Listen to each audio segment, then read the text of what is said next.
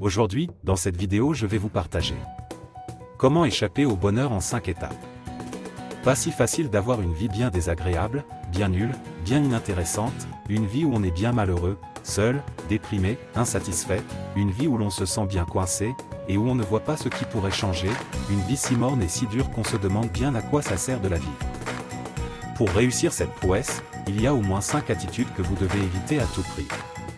Si par quelque étourderie, il vous arrivait de vous adonner à vivre l'un des dangers suivants, ou pire plusieurs, votre vie serait irrémédiablement transformée. Avant de commencer, n'hésitez à vous abonner, aimer et activer la cloche pour ne rien manquer la prochaine vidéo. Allez top, c'est parti. Conseil numéro 1. La responsabilité et le choix. C'est ce qui consiste à penser que dans votre vie, il y a plusieurs options et que c'est vous qui décidez des voies à prendre. Il est bien plus sûr, pour rater sa vie, de penser que vous n'avez pas de choix, que vous subissez les décisions et les comportements des autres, de votre patron, de votre conjoint, de votre banquier, et que vous ne pouvez en aucun cas faire évoluer votre situation car c'est la faute aux autres. Vous n'avez pas à changer. En continuant de penser et de faire ce que vous avez toujours fait, eh bien vous conserverez toujours votre vie de malheureux. Si d'aventure, vous essayez de voir les choses sous un autre angle, si vous commenciez à penser que ce sont vos peurs qui vous maintiennent dans cette vie pourrie, et que vous avez la possibilité certaine d'évoluer, de vous transformer, de choisir, d'envisager d'autres options, alors là, c'en est déjà fini de votre malheur, vous avez mis le pied dans l'engrenage d'une vie qui sera de plus en plus palpitante. Conseil numéro 2. L'amour. Oh mais il y en a marre de ce gros mot que tout le monde a la bouche. On ne peut pas vivre sans amour, et puis quoi encore? Bien sûr que l'on peut vivre sans amour. C'est même une excellente solution pour se sentir nul, exclu, rejeté, minable, incapable, indigne et j'en passe. Il est vrai qu'aimer quelqu'un ou quelque chose, ça pourrait vraiment mettre du soleil dans votre vie, vous pourriez même penser que vous avez de la valeur, que vous êtes quelqu'un de bien. Et ça serait bien le pire de tout. Vous pourriez en venir à vous aimer vous-même, et là c'est la cata. Si vous commencez à vous aimer, même un petit peu, c'est cuit de chez cuit, vous vous dirigez à grands pas vers le précipice du bonheur. Et je vous parle d'expérience, moi qui pendant longtemps ai été une victime du désamour, oh comme je nageais dans le désespoir, la honte, la rancéure, la jalousie, que du malheur dans lequel je me vautrais à longueur de larmes. Et bien figurez-vous qu'un jour, je ne sais plus très bien pourquoi, je me suis dit que finalement je n'étais pas si mal que ça. Je me suis mise à apprécier la nature, à trouver de la beauté en toute chose et en toute personne, j'ai recherché le plaisir dans le moindre recoin. Résultat, ma vie a changé radicalement, je me suis mise à prendre des tas de décisions qui me rendaient plus heureuse en enthousiaste. Aujourd'hui je crois que je peux dire que je me trouve presque parfaite, même quand je fais des erreurs, c'est pour vous dire comme mon cas est grave, même désespéré, jamais plus je ne pourrai être malheureuse comme avant. Alors croyez-moi sur parole, surtout continuez à vous juger, et à vous juger le plus nul possible, continuez à détester ce qui vous entoure et vous ne tomberez jamais comme je l'ai fait dans le précipice du bonheur qui ne fera que vous entraîner vers plus de joie. Quelle catastrophe! La réussite, la satisfaction, à tout jamais dans votre vie. Conseil numéro 3. Le plaisir. C'est ce qui nous donne de la joie, de la satisfaction, une sensation agréable de contentement. Vous vous rendez bien compte que rechercher ou accepter la moindre parcelle de plaisir vous entraînerait vers une vie plus satisfaisante. Alors surtout, ne regardez pas les belles choses, tournez plutôt votre regard vers ce qui est moche, vers ce qui vous inquiète et vous fait peur. N'essayez pas de voir le côté positif d'une situation ou d'une personne, et surtout ne faites rien qui pourrait vous procurer du plaisir, au contraire, faites tous les trucs qui vous déplaisent et plaignez-vous en, râlez.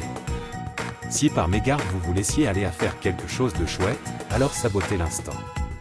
Par exemple, si vous acceptiez malgré mes mises en garde de faire l'amour, eh bien ne fixez pas votre attention sur votre plaisir et sur l'amour qui vous unit à votre amant à ce moment-là, mais pensez plutôt à votre bourrelet sur le ventre, ou à la dernière vacherie que vous a fait celui ou celle que vous avez sous votre couette, ou bien au traumatisme du passé concernant votre sexualité. Ainsi vous avez de bonnes chances de ne pas éprouver de plaisir. Ou bien si l'envie vous prenait d'avoir un travail en accord avec vos souhaits, écoutez alors toutes vos peurs, les amis qui vont vous dire que c'est de l'inconscience, repensez bien à tous vos échecs et à ceux des autres et surtout mettez à l'écart ceux qui vous encouragent et vous soutiennent, ne pensez pas que ça pourrait marcher et vous réussir. Vous avez maintenant bien compris comment vous pouvez saboter votre bien-être pour rester dans votre vie d'insatisfait. Conseil numéro 4. L'humour et le rire. Quand je pense qu'il y en a qui rient tout le temps, dans n'importe quelle circonstance, comme s'il y avait de quoi se réjouir. Heureusement, si j'ose dire, ça n'est sûrement pas votre cas. C'est très dangereux de rire. Des études scientifiques ont montré que le rire et même un petit sourire instantanément rend heureux. Vous voyez un peu le pouvoir d'une si ridicule mimique. Alors coûte que coûte, faites la gueule. En plus, si vous souriez, les autres pourraient venir vers vous. Sauf qui peut. Et l'humour, tout aussi redoutable, car il déclenche le rire d'une part et vous rend sympathique d'autre part. Il permet à la fantaisie d'entrer dans votre vie, et votre morne vie se transformerait inévitablement en vie joyeuse. Quelle tuile! En plus c'est bon pour la santé, c'est aussi prouvé. Alors de grâce, tenez-vous à l'écart du sourire, du rire et de l'humour, vous avez ainsi plus de chances d'éloigner le bonheur. Conseil numéro 5. La curiosité. Je veux dire par curiosité, cette envie de découvrir de nouvelles personnes, de nouvelles activités, de nouvelles connaissances. C'est comme les petits enfants qui ouvrent tous les placards, juste pour voir ce qu'il y a dedans et parfois trouvent des trésors. Vous avez vu comme ça leur plaît et quand ils trouvent un trésor comme ils sont en joie.